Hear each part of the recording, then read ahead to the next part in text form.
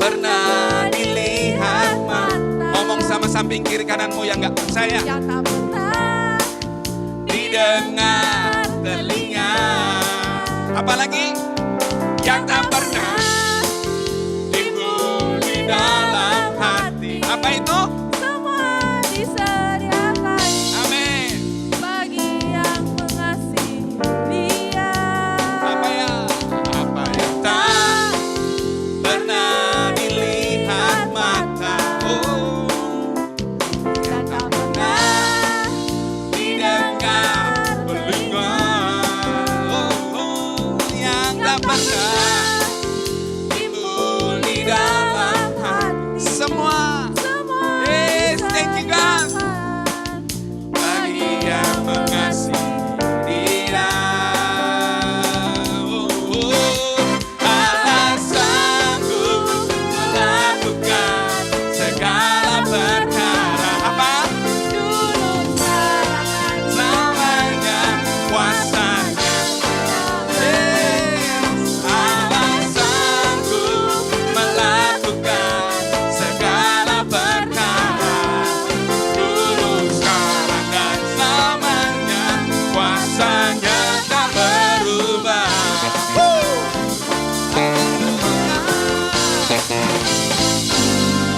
Apa yang tak pernah dilihat mata. Yes. Yang tak pernah didengar telinga. Yang tak pernah timbul di dalam hati. Semua disediakan bagi yang mengasihi Dia. Sama-sama. Sanggup melakukan segala perkara. Dulu, sekarang, dan selamanya kuasanya tidak berubah.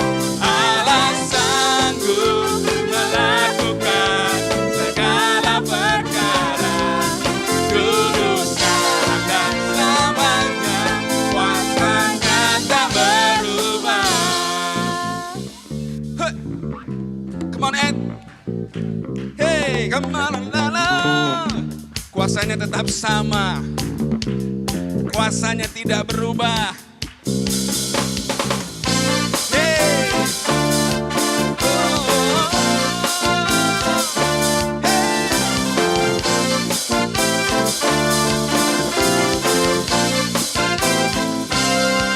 Allah sanggup melakukan segala perkara. Dulu, sekarang, dan selamanya. Kuasanya berubah. kuasanya tidak berubah. Dia tak berubah. Allah sanggup melakukan segala perkara. Dulu, sekarang, dan selamanya. Kuasanya tak berubah. Allah sanggup melakukan segala perkara. Dulu, sekarang, dan selamanya. Kuasanya tidak berubah. Allah sanggup melakukan segala perkara. Dulu, sekarang, dan selamanya. Kuasanya tak berubah. Dulu, sekarang, dan dulu, sekarang, dan selamanya. Dulu, sekarang, dan selamanya. Kuasanya tak berubah. Kuasanya tak pernah berubah. Haleluya.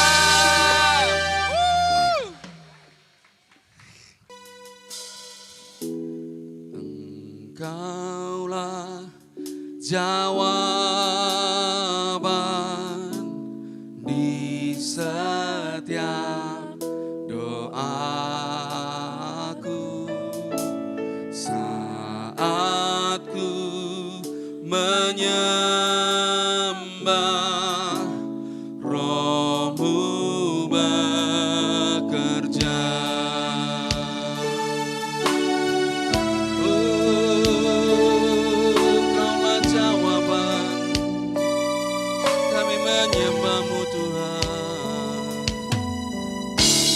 Kaulah jawaban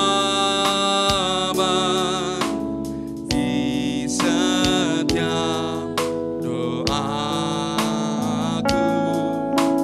saat ku menyembah. Rohmu bekerja,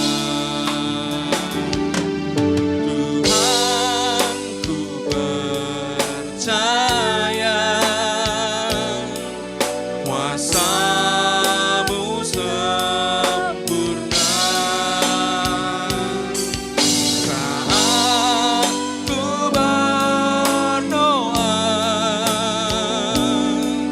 kuasa-Mu bekerja. Tuhan ku percaya, Tuhan ku percaya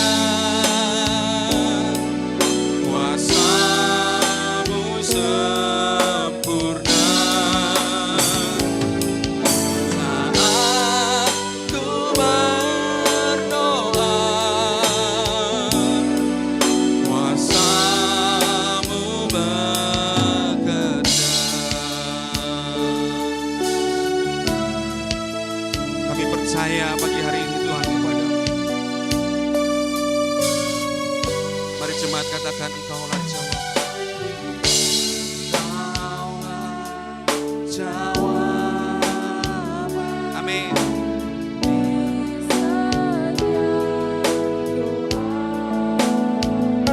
Yes.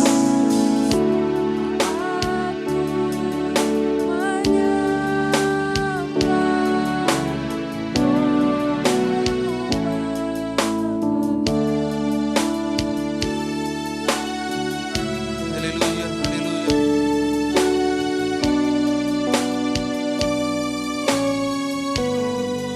Engkaulah jawaban, Engkaulah jawaban di setiap doaku saat ku menyembah. Rohmu bekerja, Tuhan ku percaya, Tuhan ku percaya kuasa-Mu sempurna. Saat ku berdoa, kuasa-Mu bekerja. Tuhan ku percaya, Tuhan ku percaya kuasa-Mu sempurna. Saat ku berdoa, kuasa-Mu bekerja.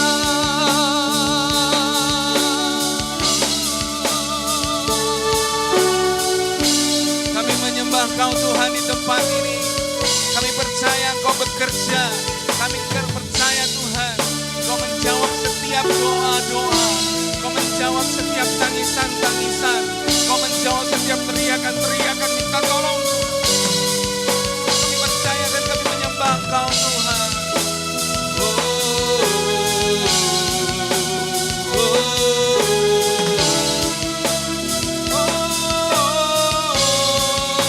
Haleluya, haleluya, kami menyembah.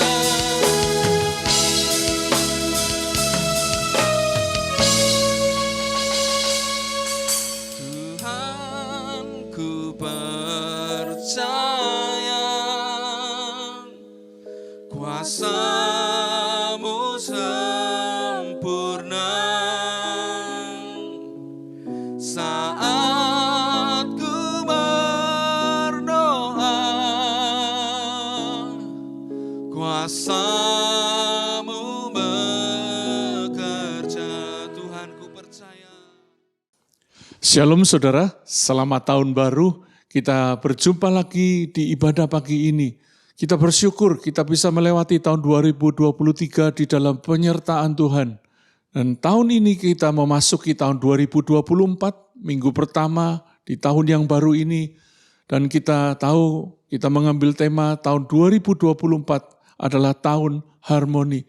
Karena kita yakin tahun politik ini disertai Tuhan, dipenuhi dengan damai sejahtera, semua aman-aman, semua sukacita. Amin saudara. Kita perlu menamai tahun yang akan kita jalani, hari yang kita jalani, seturut dengan firman Tuhan. Kenapa saudara? Karena Tuhan tidak pernah merancangkan yang buruk, merancangkan kecelakaan. Dan yang kedua, iblis mencoba mencuri, mengambil semua yang Tuhan rancangkan itu. Tapi ketika saudara dengan iman berani menamai tahun dan hari-hari yang saudara jalani dengan penuh iman, maka kita bisa menapakinya dengan penuh kemenangan dan penyertaan Tuhan yang luar biasa. Saudara, saya ingat di akhir tahun lalu saya khotbah di ibadah perayaan Natal kita, saudara. Di ibadah terakhir kita tentang harmoni, tentang tema tahun 2024. Dan kita sudah belajar bagaimana kita perlu harmoni di dalam Tuhan. Karena di dalam harmonilah, di sana Tuhan memerintahkan berkat, kehidupan untuk selama-lamanya. Kiranya tahun ini kita menapaki tahun 2024 ini dengan kehidupan Allah karena kita harmoni di dalam Tuhan. Hari ini saya memberi judul khotbah saya, Harmoni di Tahun Harmoni. Saudara. Kenapa saya memberi judul ini? Saudara, untuk harmoni jangan sekedar menjadi slogan, tapi kita perlu menghidupinya, kita perlu mengerjakannya dengan aktif. Oleh sebab itu, mari kita mengingat ayat tuntunan tahun ini yang terambil dari Mazmur 133, khususnya ayat yang pertama. Ya, sebenarnya satu pasal, coba supaya kita mudah mengingatnya, maka kita mengambil satu ayat. Dikatakan, sungguh alangkah baiknya dan indahnya apabila saudara-saudara diam bersama dengan rukun. Saudara, secara khusus, saya akan membahas, ada yang dikasih tanda tentang kata indah. Kata indah itu secara fisik, indah, cantik. Tapi ternyata kata indah itu juga bicara tentang musik yang terdengar manis, saudara. Saudara yang dikasih Tuhan, apakah kehidupan bersama kita terdengar manis di hadapan Tuhan? Baik di pernikahan kita, di keluarga kita, maupun di gereja dan di masyarakat. Apakah kehidupan bersama kita terdengar manis karena kita duduk, diam bersama dengan rukun, tinggal bersama dengan harmoni? Saudara yang dikasih Tuhan, kiranya gereja kita menjadi tempat yang terdengar manis di hadapan Tuhan. Kenapa? Karena kita harmoni. Yuk kita harmoni, saudara.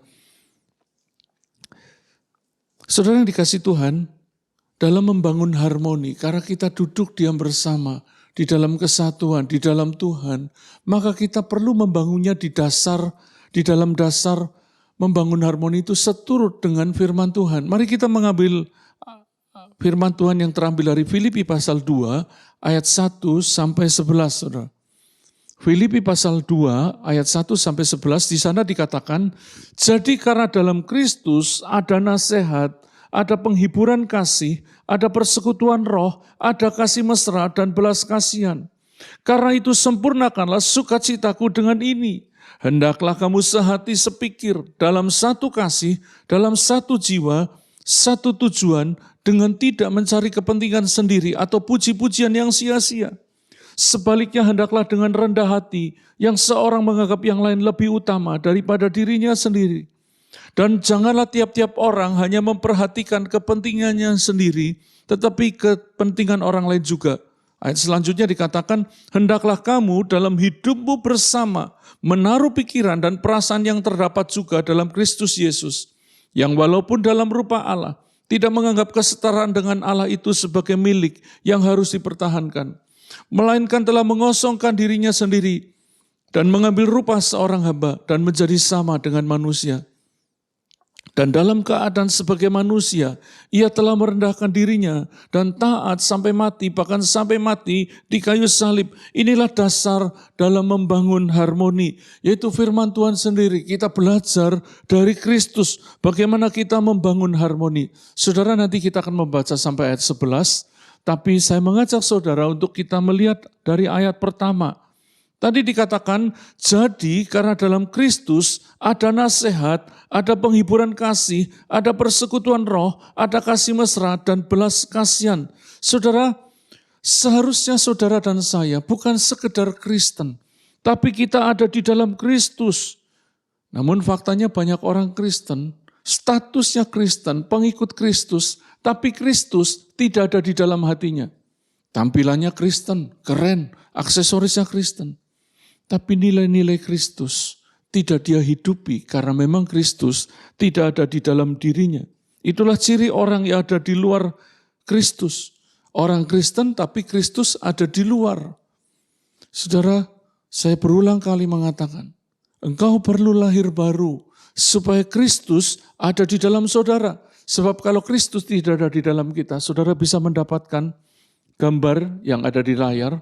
Bagaimana ketika orang Kristen, tapi Kristus tidak memerintah karena tidak ada di dalam hatinya. Kristus ada di luar hatinya, sehingga diri sendirilah yang memerintah. Maka saudara akan menemukan di situ bagaimana ketidaktaatan, ketidakpercayaan, suka khawatir, iri hati, penuh kritik, dan lain sebagainya, saudara.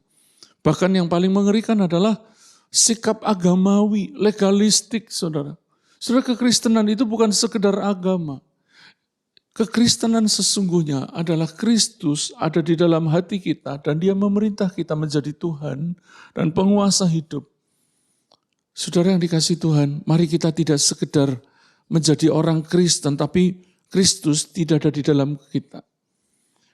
Tadi dikatakan di dalam Kristus, ada apa di dalam Kristus? Tadi dikatakan ada nasihat. Salah satu nasihat artinya adalah dorongan semangat, encouragement. Satu kali Paulus berkata, hai bapak-bapak, jangan sakiti hatimu supaya jangan tawar hatinya. Kata tawar hati dipakai kata lawan dari encourage, yaitu discourage, saudara. Tawar hatinya.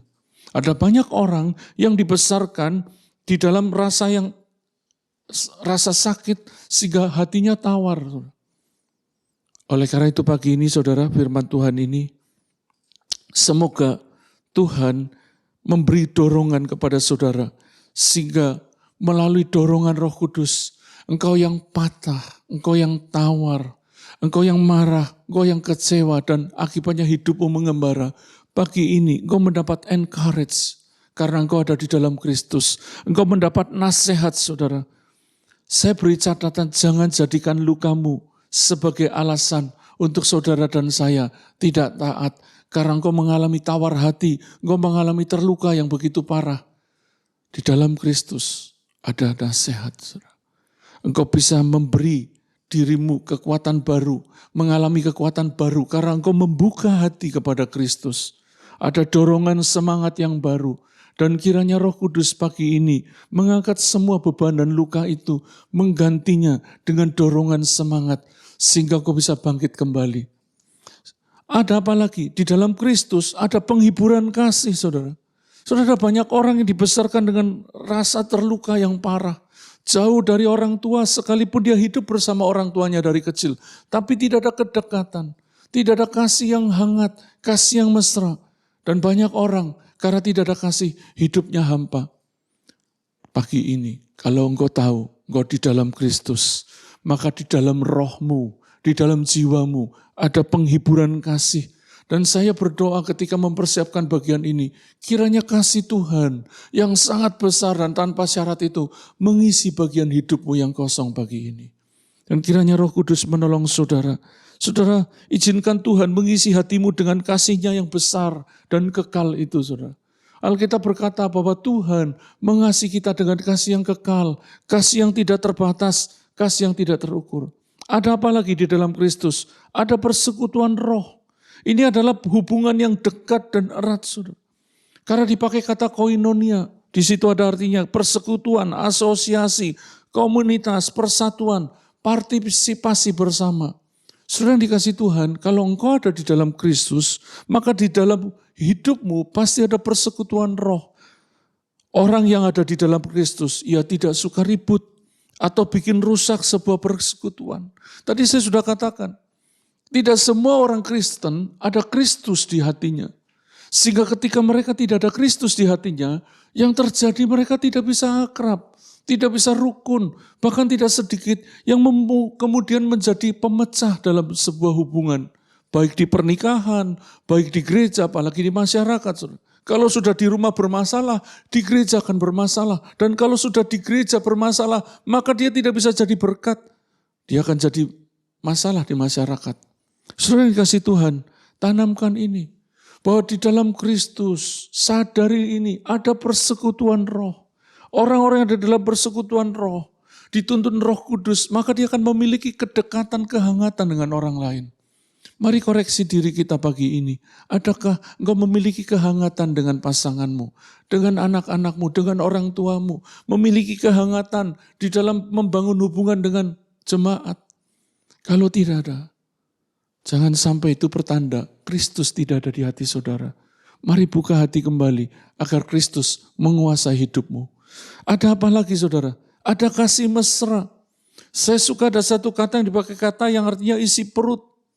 Itu sebuah kasih yang dari dalam lubuk hati. Karena menurut kata Yunani ini, splangnon atau isi perut, itu bicara dari lubuk hati yang terdalam. Bicara bagian yang terdalam dari hidup saudara. Waktu Yesus tergerak oleh belas kasihan, dipakai kata akar katanya juga splangnon.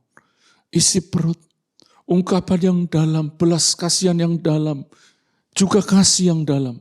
Saudara, kalau engkau ada di dalam Kristus, maka engkau akan memiliki splangnon, memiliki kasih mesra yang dalam. Tidak cuma hanya basa-basi, antara di hati dan di mulut tidak sama. Di ekspresinya bagus, tapi hatinya enggak bagus. Tapi saya mau katakan, kalau engkau di dalam Kristus, engkau ada kasih mesra, ada kasih yang tulus, kasih yang dari dalam, saudara. Dan ini perlu dilatih di dalam dunia yang sudah jatuh, dan mungkin hidup kita yang penuh luka, maka kita perlu melatih kasih mesra. Kalau saudara melihat saya susah untuk santai apalagi di depan kamera. Karena saya mantan orang yang penuh luka, saudara. Dan hari ini saya latihan senyum. Kalau belum bisa senyum, saudara, masih kaku. Saya belum sempurna. Tapi saya tahu bahwa di dalam hatiku ada kasih mesra, saudara. Saya tidak suka pura-pura. Kenapa saudara? Karena saya ada di dalam Kristus. Apalagi di dalam Kristus ada belas kasihan, yaitu kemurahan hati. Orang yang ada di dalam Kristus, dia tidak akan pelit. Saudara, kalau hubungan kita mau manis, jangan pelit, saudara. Engkau perlu memiliki kemurahan hati. Mari kita lanjut di ayat yang kedua sampai yang ke-4. Dikatakan, karena itu sempurnakanlah sukacitaku dengan ini. Hendaklah kamu sehati sepikir dalam satu kasih, satu jiwa, satu tujuan, dan seterusnya saudara. Sampai 4 saudara bisa baca nanti. Saudara, hidup di dalam Kristus adalah modal untuk hidup kuat dan berkemenangan. Makanya tadi dikatakan karena itu, karena kita ada di dalam Kristus. Dalam hidup dalam Kristus adalah modal, adalah bekal, adalah dasar untuk kita hidup kuat dan berkemenangan.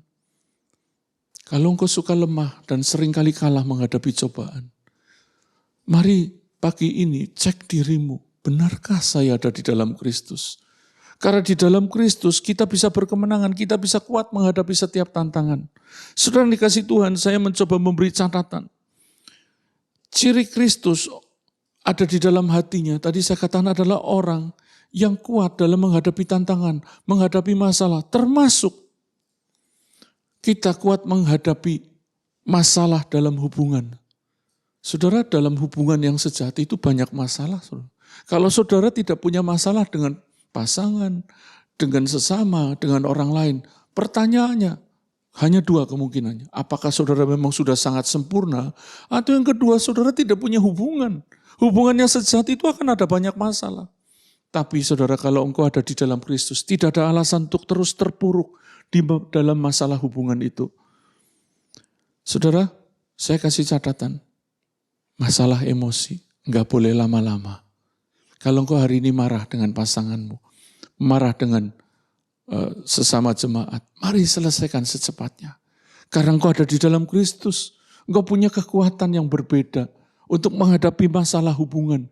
Mari saudara, engkau perkuat dirimu di dalam Kristus supaya engkau bisa kuat dalam membangun hubungan. Mari kita baca ayat 5-8 tentang teladan Kristus dalam hal kerendahan hati.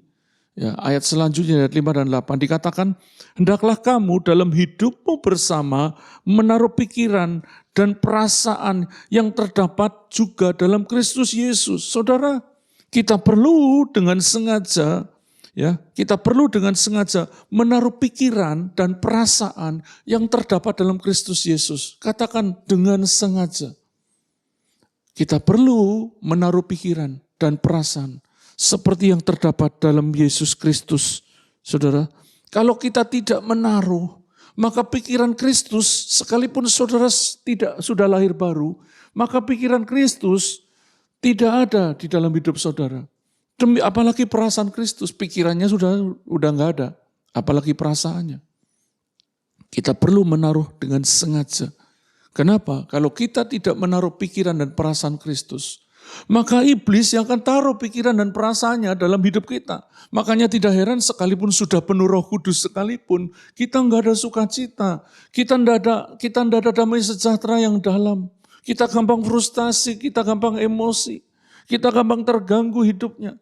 Mood kita turun naik karena pikiran dan perasaan Kristus tidak ada dalam pikiran dan perasaan kita. Kalau pagi ini dalam pikiran dan perasaanmu ada banyak masalah, taruh, masukkan pikiran dan perasaan Kristus. Apa dan pikiran Kristus, saudara? Mari kita lihat. Tadi dikatakan, yang walaupun dalam rupa Allah tidak menganggap kesetaraan dengan Allah itu sebagai milik yang harus dipertahankan. Dikatakan, Yesus itu setara. Yesus adalah Allah sendiri. Dalam rupa Allah. Saudara, Yesus itu Tuhan. Yesus itulah Allah itu sendiri. Yang dia menjadi manusia. Mengosongkan diri sedemikian rupa. Nah, kita akan belajar beberapa prinsip ini.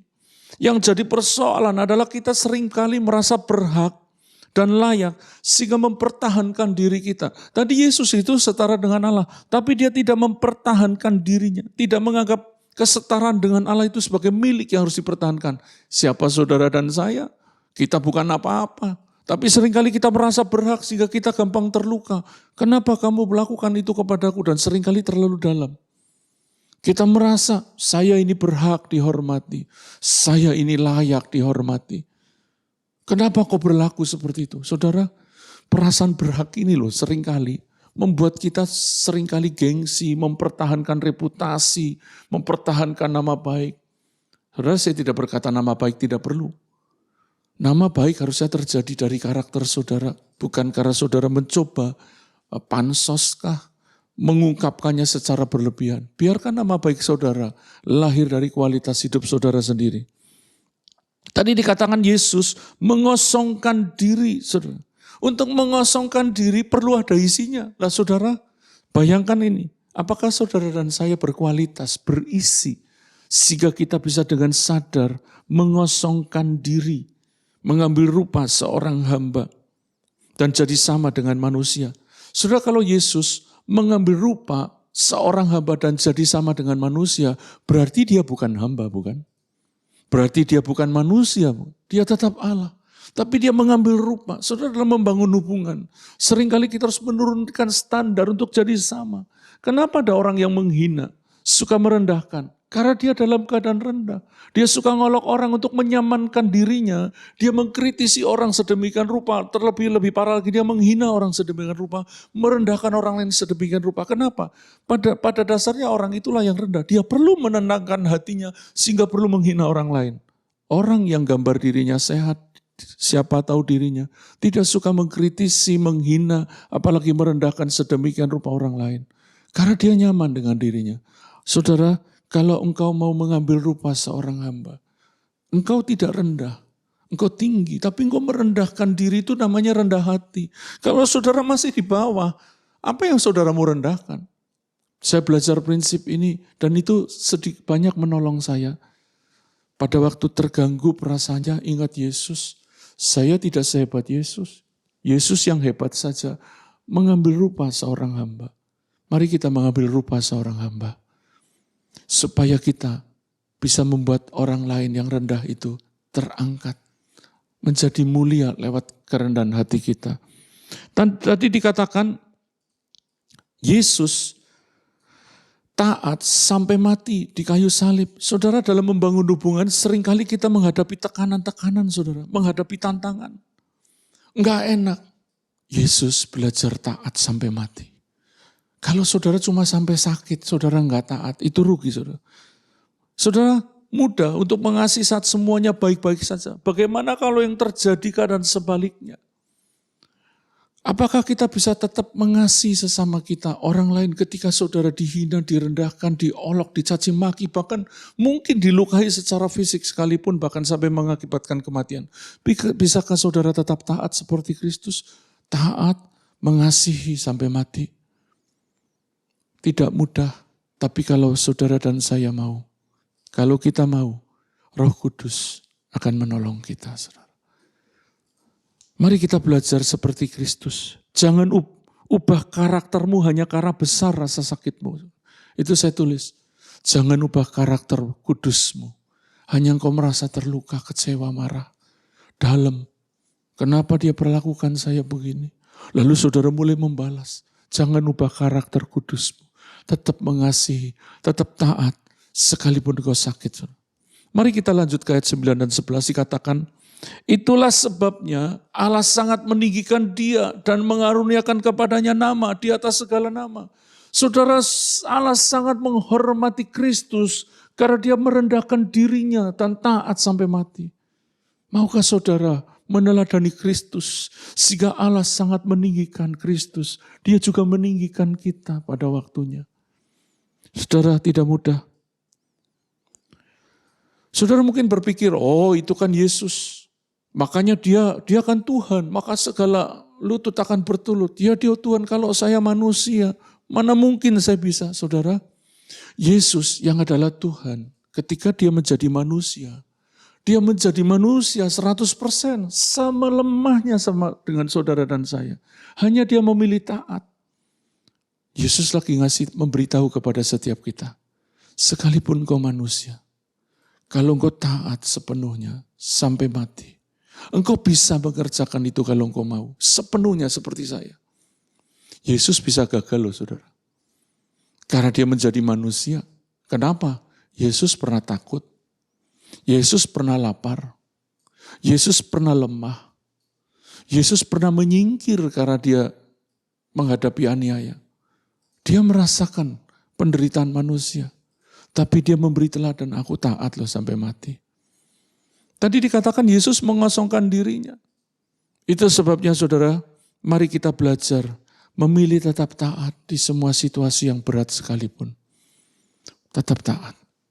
Latih saja. Kita belum sempurna, tapi Roh Kudus akan menolong kita untuk bisa taat. Nanti sampai Yesus datang kedua kali. Atau sampai Tuhan memanggil kita. Mari kita taat. Mari kita taat, saudara.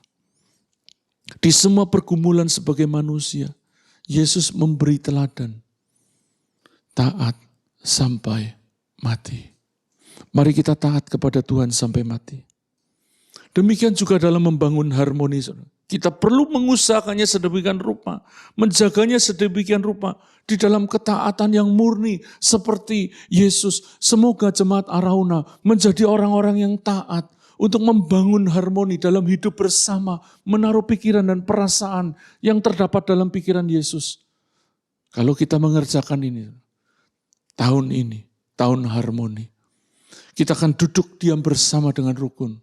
Tidak ada perpecahan, tidak ada benturan yang melukai, yang ada benturan, gesekan yang saling membentuk, yang membuat kita semakin serupa dengan Kristus. Melalui benturan itu kita dilatih kerendahan hati kita. Mari kita perlu mengusahakan harmoni dan menjaganya sedemikian rupa di dalam ketaatan yang murni, yang tulus kepada Yesus. Seperti Yesus, taat kepada Yesus seperti Yesus taat kepada Bapaknya. Mari kita belajar membangun harmoni ini. Kita masih ingat khotbah tuntunan tentang harmoni ini. Dikatakan kesanalah Tuhan memerintahkan berkat. Ada berkat yang diperintahkan, baik untuk gereja kita maupun saudara secara pribadi. Dikatakan kehidupan untuk selama-lamanya. Kalau kita rukun, saudara, maka ada kehidupan Allah di gereja kita. Ada kehidupan Allah di pernikahan kita. Ada kehidupan Allah di dekat orang-orang yang bersama kita. Saudara. Ada kehidupan Allah dialirkan di kota kita, di bangsa ini. Dan saya percaya kalau kita tularkan harmoni, maka tahun 2024 ini pemilunya akan aman-aman, tentram-tentram, happy-happy, sukacita-sukacita. Kenapa? Karena kita harmoni. Yuk kita harmoni dan kiranya Tuhan memberkati setiap kita untuk kita bertumbuh menjadi orang-orang yang dewasa seperti Kristus sehingga kita bisa membangun hidup yang harmoni. Amin. Tuhan memberkati. Saudara, pagi ini firman Tuhan bagaimana kita membangun harmoni di tahun harmoni ini. Itu perlu diusahakan dengan sengaja. Mari kita merenungkan Kristus, meneladaninya, dan pagi ini kita juga akan bersekutu dengan tubuh dan darahnya. Selain tanda persekutuan, itu juga peringatan. Melalui mengingat Kristus, kita akan mengingat karakternya, pikirannya, perasaannya. Mari kita berdoa sekaligus mempersiapkan perjamuan kudus pagi ini. Bagi saudara yang tidak bisa ikut perjamuan kudus di gereja karena terkendala oleh tempat dan waktu. Mari siapkan roti, anggur atau apapun sebagai alat perjamuan. Mari siapkan hati kita. Tuhan, terima kasih. Pagi ini kami belajar bagaimana membangun hidup yang harmoni. Yaitu ketika kami membangun pikiran dan perasaan Kristus, kami menaruh pikiran dan perasaan Kristus di hidup kami, dalam kami berjemaat, dalam kami membangun pernikahan, dalam kami membangun hidup bermasyarakat. Tolong kami Roh Kudus, kami mau taat sampai mati, kami mau meneladani Kristus. Dan pagi ini kami juga akan mengingat korban-Mu dan juga sekaligus bersekutu dengan tubuh dan darah-Mu. Karena firman Tuhan berkata, siapa yang makan tubuh dan minum darahku, maka dia menerima hidup yang kekal dan akan dibangkitkan pada akhir zaman. Terima kasih Tuhan buat karya-Mu. Dan pagi ini kami mempersiapkan hati kami melalui roti dan anggur yang kami minum. Kami mengakui tubuh dan darah-Mu. Kami menerimanya dengan iman. Terima kasih Tuhan, terima kasih. Mari siapkan roti di tangan saudara dan angkat lebih tinggi. Dan dengarkan firman Tuhan, sebab apa yang telah kuteruskan kepadamu, telah aku terima dari Tuhan Yesus. Yaitu bahwa pada malam Yesus diserahkan, Yesus mengambil roti, memecah-mecahkannya dan berkata, inilah tubuhku yang diserahkan bagi kamu. Perbuatlah menjadi peringatan akan aku. Saudara, Alkitab berkata, roti yang kita pecahkan pagi ini adalah persekutuan dengan tubuh Yesus. Percayakah saudara? Kalau engkau percaya, mari kita makan dengan iman. Dalam nama Yesus.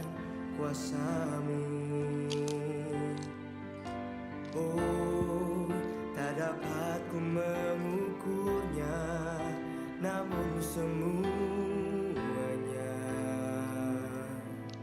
tak dapat melampaui. Mari kita ambil cawan dan angkat lebih tinggi. Dan kemudian dengarkan firman Tuhan.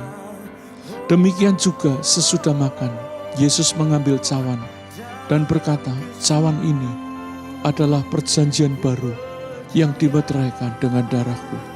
Perbuatlah ini menjadi peringatan akan aku.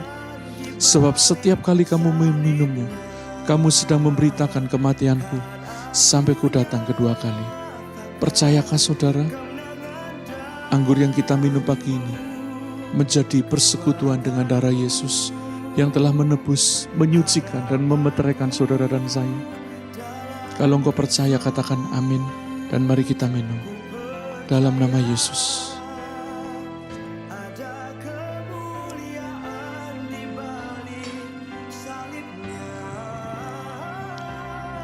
Tuhan, terima kasih. Melalui tubuh dan darah-Mu, kami menerima hidup yang kekal. Dan pagi ini kami telah bersekutu dengan tubuh dan darah-Mu. Kami percaya di dalam hidup kami ada kuasa kebangkitan Kristus. Dan firman-Mu berkata, oleh bilur-bilur-Mu kami sembuh. Oleh bilur-bilur-Mu dosa kami sudah dihapus. Oleh darah-Mu hidup kami telah ditebus. Kami menjadi milik Kristus. Kami mau belajar taat kepadamu sampai mati. Terima kasih Tuhan buat karya-Mu. Terima kasih Bapa. Kami bersyukur buat pagi ini. Dan sebelum kami menutup ibadah ini, hamba-Mu berdoa buat jemaat-Mu yang sedang membutuhkan mujizat, pertolongan, jalan keluar. Mari Tuhan tolong, sembuhkan yang sakit, bebaskan yang terikat. Buka jalan Tuhan untuk mereka sedang mengalami kebuntuan hidup. Pulihkan pernikahan yang mungkin sedang bermasalah. Kami berdoa di dalam nama Yesus, kesembuhan ilahi, pertolongan Tuhan, jalan keluar terbuka. Kami percaya ada mujizat, ada kesembuhan ilahi, ada jalan keluar, ada pertolongan ajaib terjadi karena kuasa-Mu tidak pernah dibatasi. Amin. Yang percaya katakan bersama-sama, amin. Tuhan memberkati. Dalam Kristus.